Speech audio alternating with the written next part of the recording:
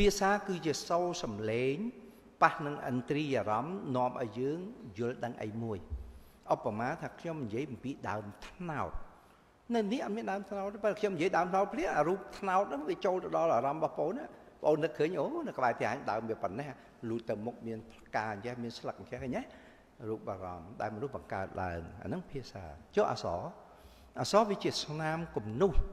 តាំងអ្វីមួយអញ្ចឹងប្រហែលជា6000ឬ7000ឆ្នាំមុនមនុស្សមានការវិវត្តជឿនលឿនបង្កើតបានជាស្នាមគំនូសកត់ត្រានៅអ្វីមួយអានោះហើយដែលគាត់ស្លាប់បាត់ទៅហើយតែចំណេះដឹងណាវាបន្សល់ទុកឲ្យមនុស្សជំនាន់ក្រោយហ្នឹងយកមកសិក្សារៀនសូត្រធ្វើឲ្យវិទ្យាសាស្ត្រនឹងកាន់តែរីកចម្រើនគេរកឃើញរូងភ្នំមួយនៅអឺរ៉ុបដែលគាត់គូររូបមួយដែលមនុស្សម្នាក់ហ្នឹងស្ពាយសន្ទូចមួយដែលមានផ្លែសន្ទូចហ្នឹង7អញ្ចឹងគាត់គូហ្នឹងគាត់ចង់ប្រាប់មិត្តភក្តិគាត់ទៅរកគាត់នឹងរូងភ្នំហ្នឹងណាគាត់ប្រាប់ថាគាត់ទៅនេសាទហើយរូងសន្ទូចហ្នឹងគឺនេសាទហើយមានត្រី7បាននេះគាត់ទៅនេសាទ7ថ្ងៃអញ្ចឹងអក្សរដែលពិភពលោកដែលមនុស្សទាំងអស់បង្កើតឡើងដំបូងឡើយនោះគឺអក្សររូបគូរូបហ្មងបើថាចង់និយាយពីពេញហ្នឹងគូរូបពេញហ្នឹងទៅបើចង់និយាយពីផ្ទះគូរូបផ្ទះទៅក៏ប៉ុន្តែប្រហែលជា4ឬ5000ឆ្នាំមុនអាចតែ5000ឆ្នាំមុនជនជាតិមួយនៅសមុទ្រមេឌីទែរ៉ាណេទ្វីបនេស៊ីនេះ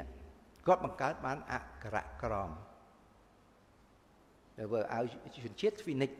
បើប្រទេសគឺទ្វីជាតិសាសគឺទ្វីនិកជនជាតិទ្វីនេស៊ីគាត់បង្កើតអក្សរក្រមហ្នឹងស្រៈឲ្យព្យញ្ជនៈមាន4 10ទេស្រៈព្យញ្ញ4 10ព្យញ្ជនៈ4 10អត់មានន័យទាំងអស់តែពូកបញ្ចូលគ្នាមកមានន័យរាប់លានដល់អញ្ចឹងមនុស្សធូរស្រាលមនុស្សអត់ខំប្រឹងទៅចាំគូគំនូរាប់ម៉ឺនរាប់សែនហ្នឹងទេចាំតែអក្សរក្រមប៉ុន្មានទៅគុំចូលគ្នាបង្កើតបានជាពាក្យបានការវិវត្តនេះហើយដែលធ្វើឲ្យមនុស្សទាំងអស់នៅគ្រប់កុលសម្ព័ន្ធគ្រប់ជាតិសាសន៍ទាំងអស់ហ្នឹងក៏យកអាហ្នឹងមករៀនសូត្រតាមបង្កើតបានអក្សររៀងៗខ្លួនទៅតាមអំបូរនៃជាតិសាសន៍នីមួយៗប៉ុន្តែសប្តាហ៍ថ្ងៃសួរថាអស់នៅភាសាដែលប្រើរូបជាសញ្ញានៅសល់ជនជាតិ2គឺជនជាតិចិននិងជនជាតិជប៉ុនយើងឃើញចិនគាត់គូររូបគូររូបប្រទេសគូររូប4ជ្រុងមកគូររូបមនុស្សគូររូបដៃមានជើងមានក្បាលហ្នឹងមនុស្សនេះនៅមាន2ភាសាហ្នឹងចិនហើយនិងជប៉ុនប៉ុន្តែជប៉ុនគាត់ភាសាតែគាត់ប្រើអក្សរគាត់ប្រើមាន3ប្រភេទណាមួយគាត់ប្រើបែបឡាតាំងមួយទៀតគាត់ប្រើតាម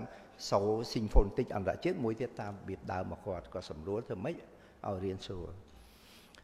ខ្ញុំនិយាយមកដល់អក្សរនេះហើយដែលធ្វើឲ្យមនុស្សមានការរីកចម្រើនខ្លាំងណាស់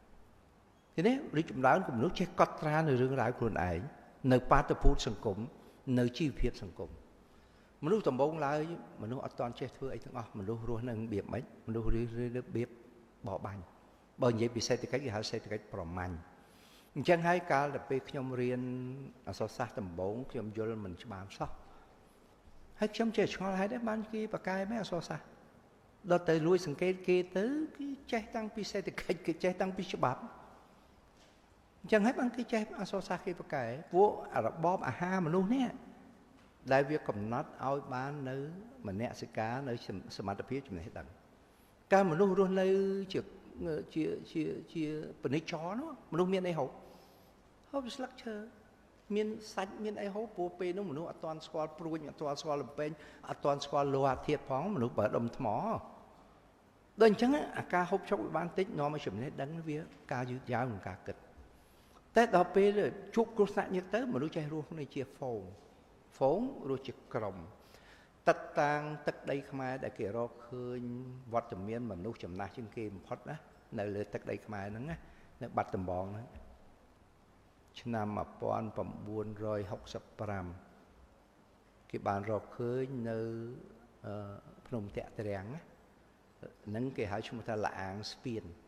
ដោយសារមុខលាអាងហ្នឹងមានថ្មម្ដុំដុះកោងដូចស្ពានអញ្ចឹងដល់គាត់មកធ្វើកំណាយឆ្នាំ1965នេះគេរកឃើញទឹកតាំងមនុស្សរស់នៅទីនោះកាលនោះគាត់គិតស្មានប្រហែលជា7000ឆ្នាំជាងមុននោះបើបងគ្រិស្តសករាជទេវាជិត9000ឆ្នាំតែឥឡូវនេះដែលគេធ្វើកំណាយថ្មីនេះគេអាចរកឃើញថាមានអាយុកាល10000ឆ្នាំជាងអញ្ចឹង កន្លែងហ្នឹងហើយវាជាជំនួយដល់ការសិក្សាអំពីអសរសិល្ប៍របស់អសរសិល្ប៍វាសិក្សាពីមនុស្សយើងសពថ្ងៃបងអូនរាប់ថ្ងៃបងអូនសរសេរពាក្យពេចន៍អីទាំងអស់ឃើញជាក់តន់នឹងបល័យតាក់ទងសង្ស្កฤតទេchứមនុស្សដែលកើតជំនាន់នោះមានទេអត់មានទេព្រោះមនុស្សនៅដាច់ពីគេហ្នឹងហ្នឹងគឺនៅក្នុងសម័យបុព្វកាលដែលមនុស្សរស់នៅគប់សัตว์គប់អីបេះផ្លែឈើហូបតែដល់មនុស្សចេះដាំដុះមនុស្សចេះធ្វើកសិកម្មនៅយើងនេះវត្តមានដែលយើងរកឃើញយឺតជាងគេបន្តិចដំបូងខ្ញុំគិតថាលឿនជាងគេនៅសំរោងសែនប្រហែលជា 6000 ឆ្នាំមុនសំរោងសែនគេធ្វើកំណាយដំបូងនៅក្នុងឆ្នាំ 1876 ហើយដល់លោកចែមកំណាយបន្តទៀតហើយកំណាយធំជាងគេដែលហង្រីម៉ុងស៊ុយឆ្នាំ 1901